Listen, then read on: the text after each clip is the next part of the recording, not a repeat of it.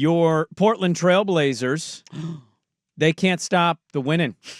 Bad news, Dirt. Steam engine. I tried to tell you. They're a train right now. They tried again last night, but, to no avail. Nobody wanted to win in the first Nobody half. wanted to win that game early on. Well, I think the there rest was were winning in the first 7 half. air balls in the first 5 minutes of that game. Like, I don't know how many fouls they called. This is fun. Blazers won 129-121. What you need to know on this game is Jeremy Grant played a team-high 37 minutes. He was 4 for 14 from the field and 1 for 7 from the three-point line.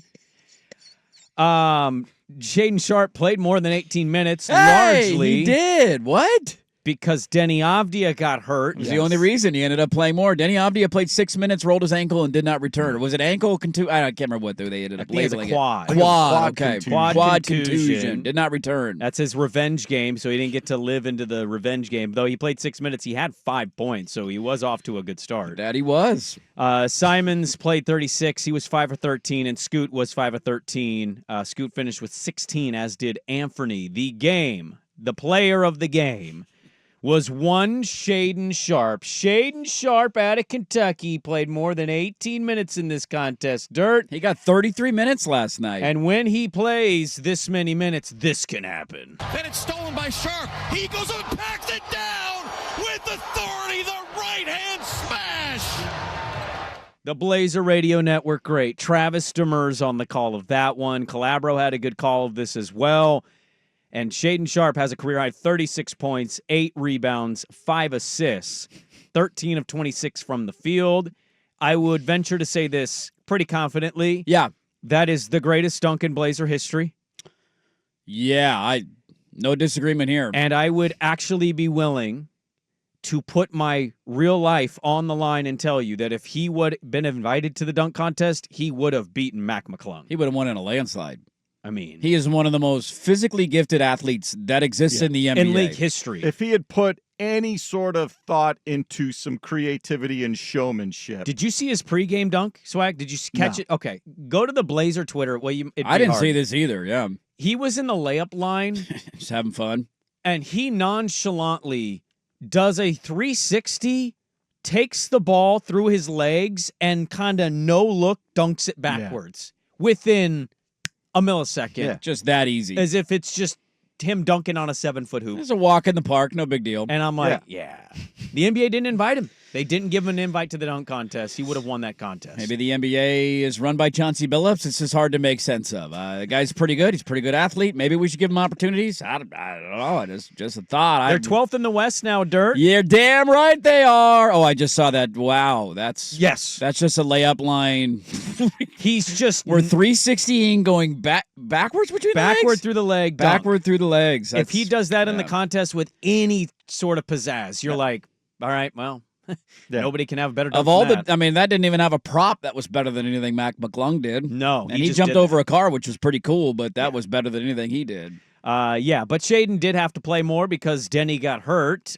So either Chauncey's a genius today because look at that, I got it out of him. I played 18 and I put him 30 and look what he does. Or you play the other side. Hey guys, just because he played that well with that many minutes doesn't mean he's doing that every night. So we continue to live in this world where both sides are continuing to just be stuck on Nobody's backing we're in down. Parallel universes here. Basically, yeah. And some people are the Larry David in between the Palestinian chicken crowd. It's like just looking back and forth like, I don't know which way I should go. You got the in-betweeners That here. Chicken's amazing. I love my Jewish brothers. It is. I don't know. This could go either way here. It is. Look, he torched the worst team in the NBA. Worst team, right? Was the worst team in the NBA? Yes. Win-loss record-wise? Correct. They have only 10 wins. They're terrible. That is a horrible basketball team. I have not watched a single Wizards game all season. Watching them last night, which I did chuckle if we gave up 121 of I'm glad defense is an emphasis. Corey Kispert couldn't miss. He could not miss. Gave up 90 points in the first 3 quarters to the worst team in the NBA, but we're not playing Shadeon Sharpe because of his defense. How'd Jeremy Grant look? Jeremy Grant was just outstanding last night, just all over the floor, man. Got to play that guy 37 minutes. He's not going to do this every night. Anybody arguing that he would do this every night is ridiculous. It's dumb. He's a young player. He's going to go through his ups and downs. Mm-hmm. The entire idea and the entire argument that people on my side of the camp have been making is what is more beneficial for your long-term future.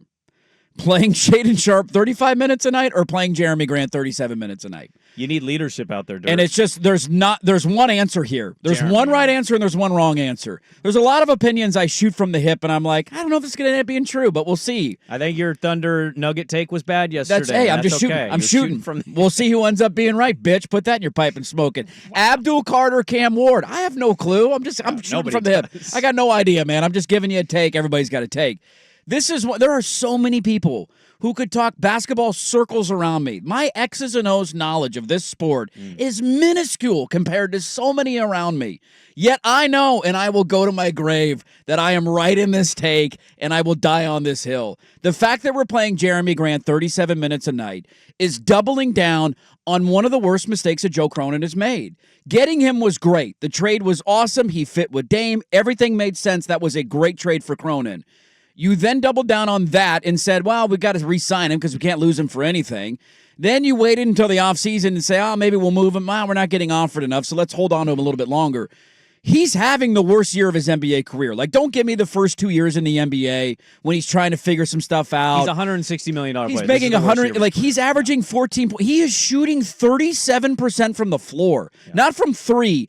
Sub 40% from the floor. He is horrible, yet he is continuing to play nearly 40 minutes a night because the Blazers are unwilling to look themselves in the mirror and say, oops, you rolled an ankle, Jeremy, you're not playing tonight. And I love that the one time we get a Shadeon Sharpe highlight and a Shadeon Sharpe 36 point, 8 rebound, 5 assists, 13 of 26 from the floor game is when it was just by default. Like, Denny Avdia going down is the only reason we got that last night. And if he doesn't go down, Shadeon Sharpe plays 19 minutes in that game. So there are little things that I find enjoyable. I know that's sick to say from your take, but like there are little things I find enjoyable from a night-to-night basis watching them, and it's largely the younger players. Yes.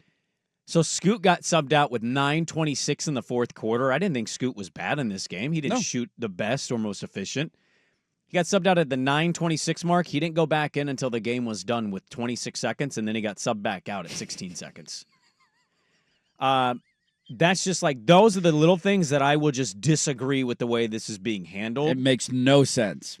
Jeremy, I can't remember what minute mark in the fourth, but it was when Washington was making this a contest late. And towards the end of the third, you're like, oh, are they? And then the Blazers went on a bit of a run there. Jeremy had one of the worst possessions I've seen a player of his caliber make ever. He got the ball, he dribbled with his left to the left side, and he did a swinging hook layup that just hit the backboard. And I went, oh my God. And, you know, they end up winning this game. You could say that's right or wrong. There's somebody else nationally who actually agrees with you from our area.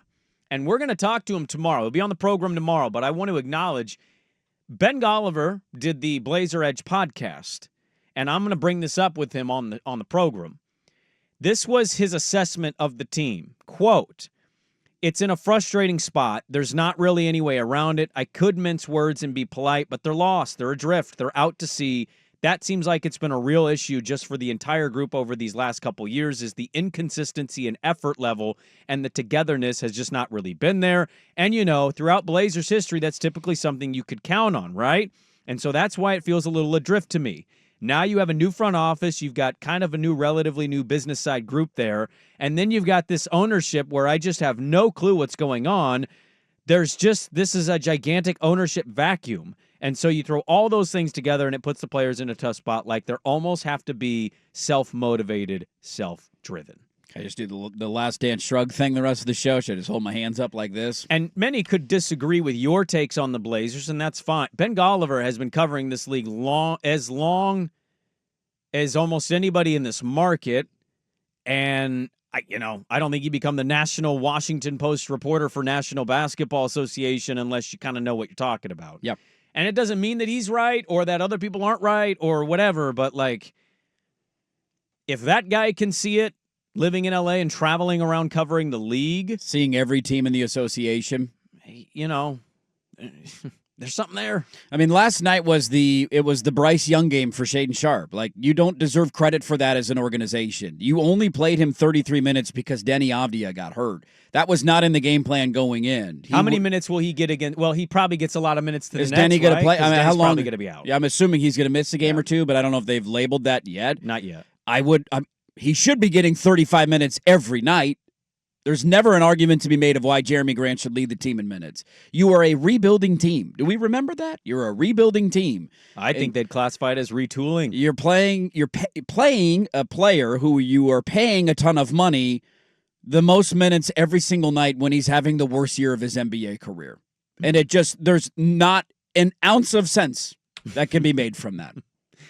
Do you think they'll beat the Nets? Because I'm kind of thinking they're going to lose to the Nets. Nets are pretty bad, right? Yeah, Nets are feisty. Bad? They're actually the Eastern Conference version of us. They're the East Yeah, Blazers. they should be Except tanking. they know how to tank because they tanked hard last night.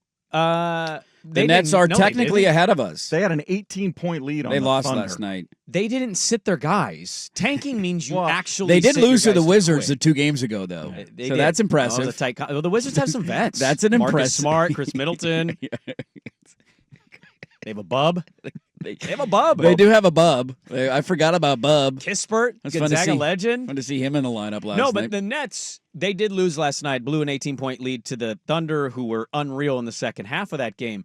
The Nets are kind of the Eastern Conference version of the Blazers. I've heard people on podcasts go, I don't know what the Nets are doing. Yeah. They're feisty. They kind of should be sucking, but they're not. You are now the 10th worst team in the NBA, Mhm. and the Atlanta Hawks, Phoenix Suns, and Miami Heat Striking distance. are within striking distance of you Striking to move to the 11th, 12. 12th, potentially 13th, and hell, I don't know what Orlando's doing. They're kind of a weird team, Orlando's too. bad. We'll see how Sacramento goes the rest of the way, although they've won back-to-back games. Like Swag, when's the lottery end by definition? What team is the last team in the lottery? 14. Right? Is that correct? Yes. My math correct there? You would be correct. 30 teams, 16 make the You playoffs. just labeled 2 teams that are like within 2 games of you, so you might be in that 12-13 range. It's exactly what you want to do. It's crazy. Exactly where you want to be. Winning ways, man. Right Winning in the ways. middle of no man's land.